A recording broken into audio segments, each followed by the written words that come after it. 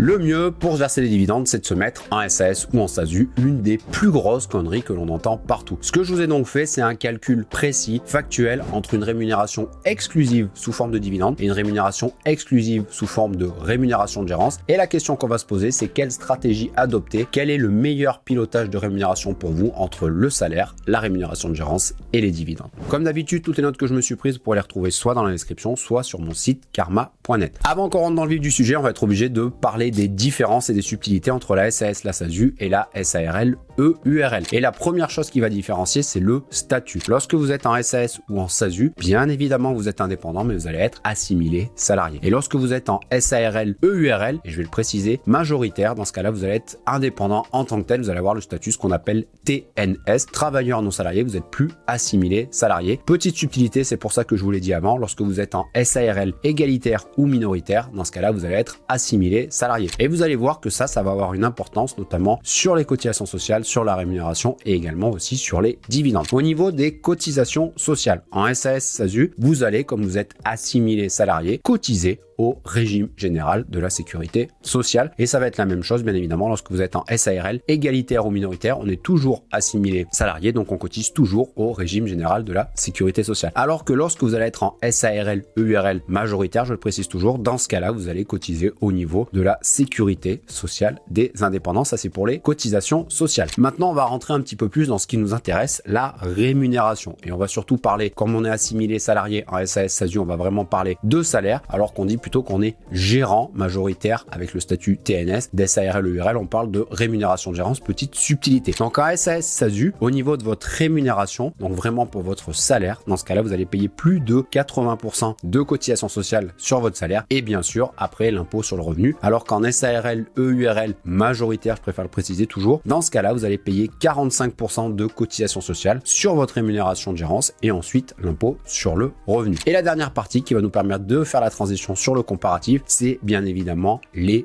dividendes. Et on va simplifier ça au maximum. En SAS, SASU, lorsque vous allez vous verser des dividendes, vous allez être soumis à la flat tax de 30%. La flat tax de 30%, c'est un impôt libératoire. Dans les 30%, on a 17,2% de prélèvements sociaux et 12,8% d'impôt sur le revenu au moment où je vous fais cette vidéo. Pour faire simple, vous avez tout payé. Par contre, on va le voir, la flat tax, ça se paye après l'IS. Alors, il y a une autre option pour le barème progressif, mais je vais pas en parler dans cette vidéo. Le but, c'est de faire le comparatif le plus simple possible. Donc, SAS, SASU, lorsqu'on va se verser des dividendes, on va être soumis à la flat tax de 30%, alors qu'en SARL EURL, dans ce cas-là, nos dividendes vont être soumis à cotisation sociale pour ce qui dépasse 10% du capital social. Et vous allez le voir, c'est très très faible. Admettons que votre société, votre entreprise avait un capital social de 10 000 euros. Dès que vous allez dépasser au-delà de 1 000 euros de dividendes, dans ce cas-là, vous allez être soumis à cotisation sociale. Donc c'est pour ça que, en tout cas de prime abord, c'est beaucoup plus taxé les dividendes en SARL EURL. Maintenant qu'on a vu les différences entre SAS, SASU et SARL EURL, ce qu'on va comparer, c'est les dividendes en SAS, SASU à la flat tax avec une rémunération de gérance en SARL EURL. Et la question qu'on va se poser, c'est à partir de quel moment c'est plutôt intéressant de se verser des dividendes de SAS, SASU ou plutôt de la rémunération de gérance de SARL EURL, parce que comme je vous le disais, une des plus grosses conneries que l'on entend partout, c'est tu veux te verser des dividendes, et bien dans ce cas-là, mets-toi en SAS ou en SASU. Deuxième partie, je vous ai fait un exemple avec 100 000 euros de bénéfices et en premier, on va regarder la rémunération exclusive sous forme de dividendes en SAS, SASU. Vous allez payer l'impôt sur les bénéfices, l'impôt sur les sociétés. Au moment où je fais cette vidéo, l'impôt sur les bénéfices est de 15% jusqu'à 42 500 euros et au-delà, il est de 25%. Le but, c'est pas de retenir les chiffres ni les pourcentages, mais c'est de retenir plutôt la stratégie. Donc, dans notre exemple, à 100 000 euros de bénéfices, l'IS va être de 20 750 euros. Et ensuite, il va nous rester donc 79 250 euros à se verser. Et on l'a dit, à ce moment-là, on va payer la flat tax de 30%. Je vous ai fait le calcul, 23 775 euros. Donc, pour être précis, lorsqu'on a 100 000 euros de bénéfices et qu'on se les rémunère uniquement sous forme de dividende dans la flat tax en SAS, SASU, il va nous rester 55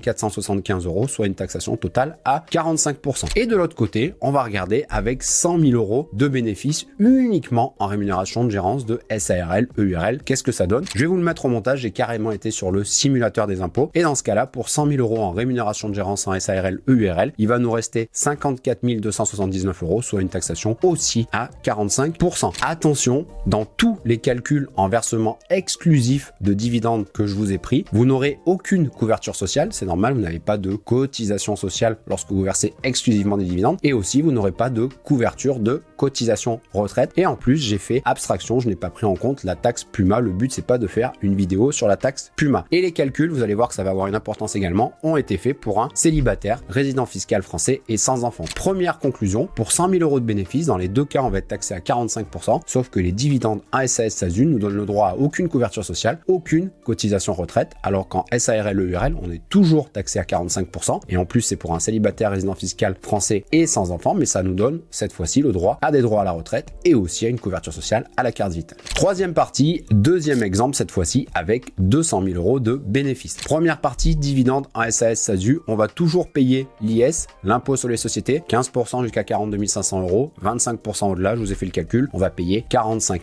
750 € d'IS. Il va donc nous rester pour nous rémunérer 154 250 €, sur lesquels on va payer la flat tax de 30%, on en retranche donc 46 275 €. Ce qu'il faut retenir, reste en net disponible, il va nous rester 107 975 € pour être précis, soit une taxation totale, toujours à 45%, comme dans l'exemple à 100 000 € de bénéfices. Deuxième exemple, en rémunération de gérance exclusive de SARL EURL avec 200 000 €. Je vous ai fait ça dans les simulateurs, on va vous le faire apparaître au montage. Dans ce cas-là, le revenu net disponible va être de 99 181 €, soit une taxation totale à 50%. Alors pourquoi la taxation, elle augmente? Tout simplement, comme vous avez plus de revenus et surtout de la rémunération de gérance, vous allez payer plus d'impôts sur le revenu. Ce qu'il faut retenir, c'est pas les chiffres, c'est pas les pourcentages, mais vous allez le voir, ça va avoir une importance, c'est que c'est à partir de 200 000 € qu'on opère un petit peu à une bascule. C'est-à-dire que notre rémunération exclusive sous forme de dividende, à SAS SASU, elle reste à 45%, alors que notre rémunération exclusive sous forme de rémunération de gérance en SARL EURL, cette fois-ci, elle va monter à 50%. Donc c'est vraiment à partir de 200 000 € qu'on a une bascule. Par contre, attention, avec les dividendes, on n'a toujours pas de couverture sociale, ni toujours pas de cotisation retraite. Quatrième et dernière partie, mes stratégies, les conclusions et les enseignements. Les dividendes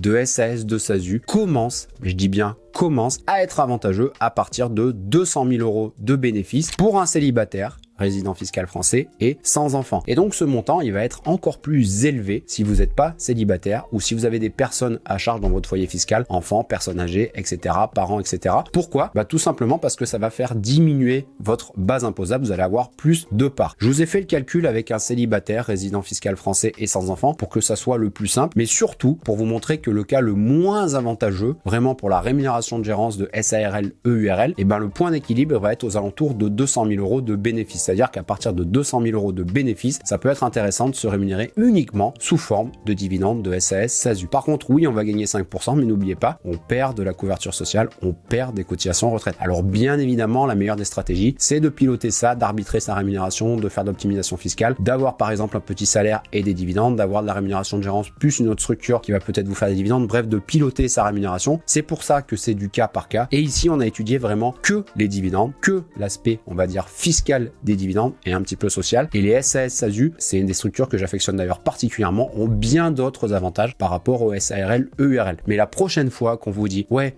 si tu veux te verser des dividendes, si tu veux être moins taxé lorsque tu te verses des dividendes, mets-toi en SAS SASU, vous aurez des arguments de réponse et vous pourrez dire, on va faire les calculs, jusqu'à 200 000 € de bénéfices, c'est pas forcément avantageux de se rémunérer, en tout cas exclusivement sous forme de SAS SASU. Pour encore plus de contenu, je vous invite à vous balader sur la chaîne et à vous régaler. J'ai fait 3 playlists, notamment une sur le business, une sur la fiscalité et l'optimisation fiscale et une autre sur mes apprentissages. J'espère que vous vous régalerez et si vous voulez travailler avec moi, vous savez où me trouver. Moi, je vous dis à la semaine prochaine pour une nouvelle vidéo.